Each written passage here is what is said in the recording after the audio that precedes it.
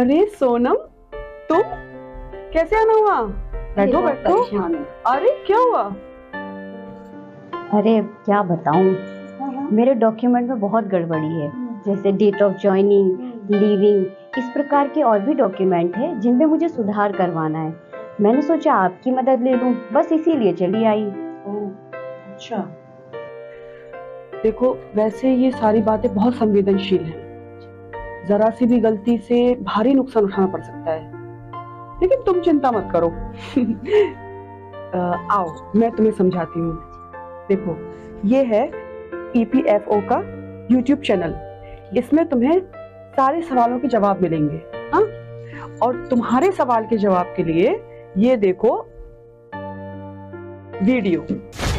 नमस्कार दोस्तों, पिछले 2 वीडियोस में हमने आपको बताया था कि ज्वाइंट डिक्लेरेशन के माध्यम से आप अपना नाम, लिंग, जन्मतिथि, माता पिता का नाम और वैवाहिक स्थिति में संशोधन कैसे करवा सकते हैं। ज्वाइंट डिक्लेरेशन के माध्यम से परिवर्तन या सुधार करने के बारे में ये तीसरा और अंतिम वीडियो है, जिसमें हम date of joining, date of leaving, reason of leaving और नेशनैलिटी में परिवर्तन या सुधार और आधार अपडेट करने के बारे में बताएंगे।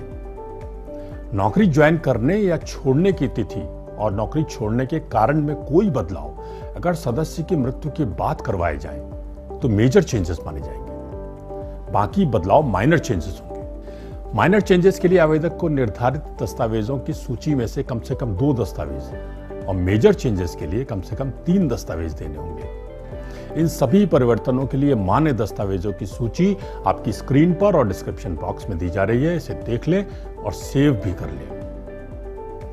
यदि कोई सदस्य अपनी नेशनैलिटी में चेंज करना चाहता है तो उसमें भी मेजर और माइनर चेंजेस होंगे। नॉन SSA कंट्री से SSA कंट्री में चेंज मेजर चेंज माना जाएगा और बाकी चेंज माइनर चेंज की श्रेणी में आएंगे। नेशनैलिटी चेंज करने के लिए स्वीकार्य दस्तावेजों की सूची आपकी स्क्रीन पर दिखाई जा रही है। यूनिफाइड मेंबर पोर्टल पर अपने आधार को अपडेट करने के लिए आपको अपने नवीनतम आधार को अपने मोबाइल फोन से लिंक करके यूनिफाइड मेंबर पोर्टल पर अपलोड करना होगा। इन सभी चेंजेस के लिए आवेदन की प्रक्रिया जानने के लिए हमारा वीडियो देखें, जिसका लिंक डिस्क्रिप्शन बॉक्स में दिया जा रहा है। सभी चेंजेस के लिए सदस्य ऑनलाइन आवेदन कर सकता है और यह आवेदन नियोक्ता के अप्रूवल के बाद संबंधित EPF कार्यालय में पहुंचेगा, जहां इसे सक्षम अधिकारी द्वारा अप्रूव किया जाएगा। इस वीडियो में बस इतना ही। जुड़े रहें सोशल EPFO के साथ YouTube, Facebook और Instagram पर, ताकि आपको ऐसी ही और जानकारियां मिलती रहें। धन्यवाद। जय हिंद।